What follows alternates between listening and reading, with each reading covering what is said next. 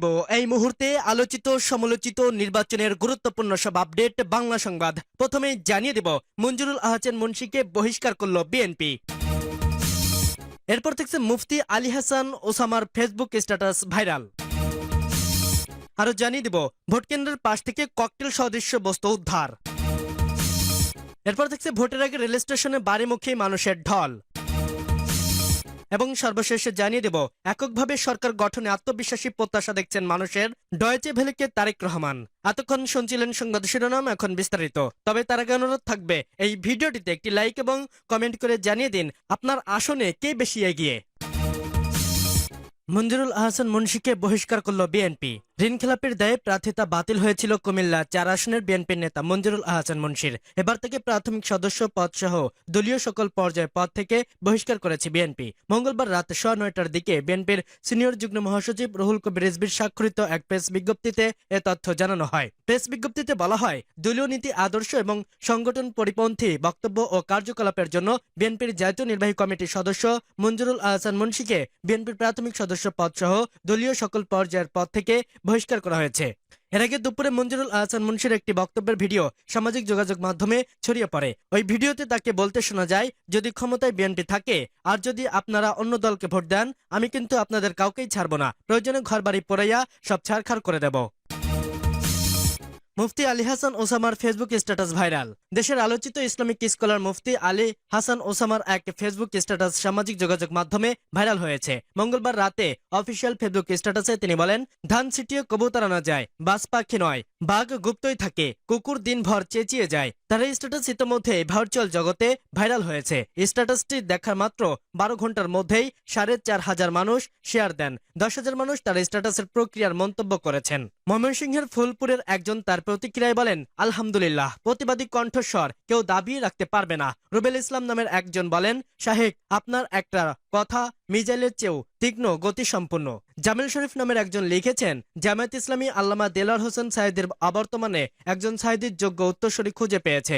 জামায়াতে যোগদান করায় যারা ওসামার বিরোধিতা করেছেন তাদের প্রতি ইঙ্গিত দিয়ে ফরহাদ হোসেন হৃদয় বলেন, একের পর এক উইকার ডেলিভারি প্রতিপক্ষ ছন্দ হারাই ফেলবে তো। ভোটকেন্দ্রের পাশ থেকে ককটেল সদৃশ্য বস্তু উদ্ধার। মেহেরপুরের গাঙ্গানী উপজেলায় একটি ভোটকেন্দ্রের পাশ থেকে ককটেল সদৃশ্য একটি সন্দেহজনক বস্তু উদ্ধার করেছে পুলিশ। কেন্দ্রটিতে মেহেরপুর 2 সংসদীয় আসনের ভোট গ্রহণ করা হবে। এ ঘটনায় এলাকায় সাময়িক আতঙ্ক ছড়িয়ে পড়ে। বুধবার সকাল 9:30টার দিকে উপজেলার হিজলবাড়িয়া গ্রামে ভোটকেন্দ্র থেকে প্রায় 100 গজ দূরে ঈদগাহ মাঠে গ্রিলের সঙ্গে ঝুলানো একটি লাশ শপিং ব্যাগে রাখা সন্দেহজনক বস্তুটি দেখতে পান স্থানীয়রা। ব্যাগটির ভেতরে তোলার মধ্যে কালো স্কেচ ট্যাপে মোড়ানো বস্তুতে দেখে তারা দ্রুত গাঙ্গনী থানায় খবর দেন। স্থানীয় বাসিন্দা স্বপন আলী বলেন, সকালে ঈদগাহ গ্রিলের সঙ্গে ঝুলানো লাল শপিং ব্যাগে স্কেচ ট্যাপে মোড়ানো ককটেল সদৃশ্য বস্ত্রটি নজরে আসে। খবর পেয়ে পুলিশ ঘটনাস্থলে এসে বালতির পানিতে ডুবিয়ে নিরাপদভাবে বস্তুটি উদ্ধার করে থানায় নিয়ে যায়। গঙ্গানী থানার ওসি উত্তম কুমার দাস বলেন, খবর পেয়ে ঘটনাস্থল থেকে একটি ককটেল সদৃশ্য বস্তু উদ্ধার করা হয়েছে। কে বা কারা কি উদ্দেশ্যে এটি সেখানে রেখেছে তা এখনো নিশ্চিত হওয়া যায়নি। প্রাথমিকভাবে ধারণা করা হচ্ছে মঙ্গলবার রাতের কোনো এক সময় বস্তুটি সেখানে রাখা হয়। তিনি আরো বলেন, ঘটনার সঙ্গে জড়িতদের শনাক্ত ও প্রকৃত রহস্য উদ্ঘাটনে পুলিশের তদন্ত অব্যাহত রয়েছে।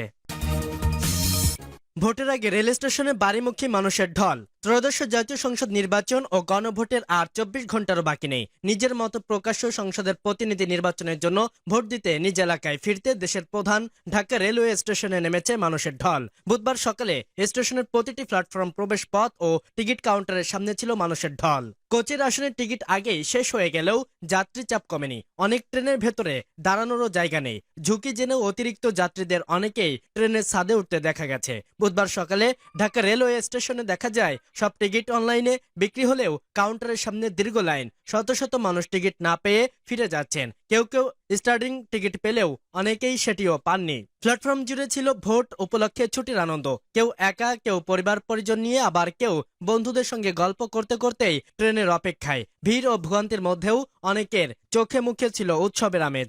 স্টেশন নিরাপত্তা নিশ্চিত করতে দায়িত্ব পালন করছে রেলওয়ে নিরাপত্তা বাহিনী। প্ল্যাটফর্মের প্রবেশের আগে যাত্রীদের ব্যাগ স্ক্যানিং, টিকিট এবং ডিজিটাল স্ক্যানিং এর মাধ্যমে স্টেশনে ঢোকানো হচ্ছে। জামালপুর এক্সপ্রেসের যাত্রী রাশেদুল হাসান ঢাকা পোস্টকে বলেন, আমি প্রথমবারের প্রথমবারের মতো ভোট দিতে যাচ্ছি। বিষয়টি আমার কাছে খুবই আনন্দের। আগে শুধু দেখেছি, এবার নিজেই অংশ নিতে পারছি, তাই অনেক আগেই টিকিট কেটে রেখেছিলাম। রংপুর এক্সপ্রেসের যাত্রী জুবাইর রহমান বলেন, অনেক বছর পর ভোট দেওয়ার সুযোগ পেয়েছি। ভোট একটি উৎসবের মতো। এতদিন বঞ্চিত ছিলাম। আমরা পরিবর্তন ও দুর্নীতি অপশাসনের বিরুদ্ধে ভোট দিতে চাই। এদিকে সকালে সিলেটগামী পার্বত এক্সপ্রেস টঙ্গী পার হওয়ার সময় ইঞ্জিন থেকে শেষ কোচ পর্যন্ত ছাদে যাত্রী দেখা গেছে। এমন ছবি বিভিন্ন রেলওয়ে সংশ্লিষ্ট সামাজিক যোগাযোগ মাধ্যমের গ্রুপে দেখা গেছে। একই চিত্র দেখে গেছে চট্টগ্রামগামী মহানগর প্রভাতী এক্সপ্রেসও। যাত্রী চাপের বিষয়ে ঢাকা রেলওয়ে স্টেশন ব্যবস্থাপক সাজিদুল ইসলাম বলেন, গত 3 দিন ধরেই বাড়তি যাত্রী চাপ লক্ষ্য করা যাচ্ছে। ভোট উপলক্ষে দীর্ঘ ছুটি থাকায় যাত্রী সংখ্যা বেড়েছে কয়েক গুণ। তিনি আরো বলেন, রাজশাহীগামী পদ্মা এক্সপ্রেসের সাপ্তাহিক বন্ধ বাতিল করে গতকাল ও আজের ট্রেনটি চালানো হচ্ছে। আজ বুধবার ঢাকা থেকে 43টি আন্তনগর এক্সপ্রেস এবং 26টি মেইল ও লোকাল কমিউটার ট্রেন চলাচল করছে। এককভাবে সরকার গঠনে আত্মবিশ্বাসী প্রত্যাশা দেখছেন মানুষের ডয়েচে ভেলেকে তারেক রহমান। ত্রয়োদশ জাতীয় সংসদ নির্বাচন অনুষ্ঠিত হতে যাচ্ছে বৃহস্পতিবার।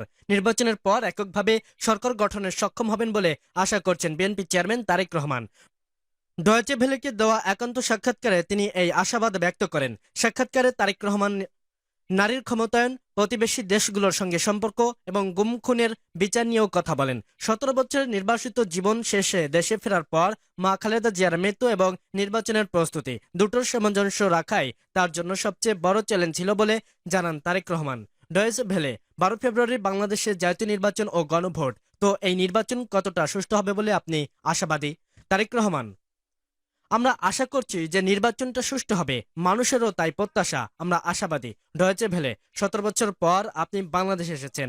আপনি নির্বাসনে ছিলেন নানা কারণে। এই 17 বছর পর আসার পরে আপনার দল গোছানো নির্বাচনের জন্য প্রস্তুতি নেওয়ার ক্ষেত্রে আপনার কাছে সবচেয়ে বড় চ্যালেঞ্জ কোনটা ছিল? তারেক রহমান, চ্যালেঞ্জটা হয়তো কিছুটা, খুব সম্ভবত আমারই ছিল। এত বছর পরে এসেছি, আসার পর মানুষের চোখে মুখে একটা প্রত্যাশা দেখেছি। এটা হলো রাজনৈতিক দিক। অন্যদিকে আসার 5 দিন পরেই আম্মা মারা গেলেন। উনি অসুস্থ ছিলেন অনেক দিন ধরে। স্বাভাবিকভাবে এটাও একটা খুব কষ্টকর বিষয় আমাদের সবার জন্য। আমরা পরিবার যে একসাথে বসে নিজেদের কষ্টটা ভাগ করে নেব, সেই সুযোগটা বা সময়টা হয়নি। কারণ আমরা একদম নির্বাচনের ডামাঢোলের ভেতরে। একদিকে নির্বাচনী ডামাঢোল, অন্যদিকে ব্যক্তিগত বিষয়টা। দুটোর সামঞ্জস্য রেখে এগিয়ে নিয়ে যাওয়া, এটাই আসলে আমার কাছে সবচেয়ে বড় চ্যালেঞ্জ ছিল। আমি ব্যক্তিগতভাবে মনে করি যে হয়তো এই চ্যালেঞ্জটা মোটামুটিভাবে মোকাবেলা করতে সক্ষম হয়েছি আমি। ডয়েচে ভেলে, এবার নতুন ভোটাররা প্রথমবারের মতো ভোট দিতে যাচ্ছেন। গত 3টি নির্বাচন বিতর্কিত, তা আপনি জানেন। ফলে মানুষের মধ্যে একটা বাড়তি আগ্রহ রয়েছে। তরুণদের আগ্রহ করতে বা তরুণদের কাছে পৌঁছাতে আপনার দলের পক্ষ থেকে কি আলাদা করে বা বিশেষ করে কোনো কিছু করা হয়েছে যেটাতে তরুণরা একটু আকৃষ্ট হতে পারে?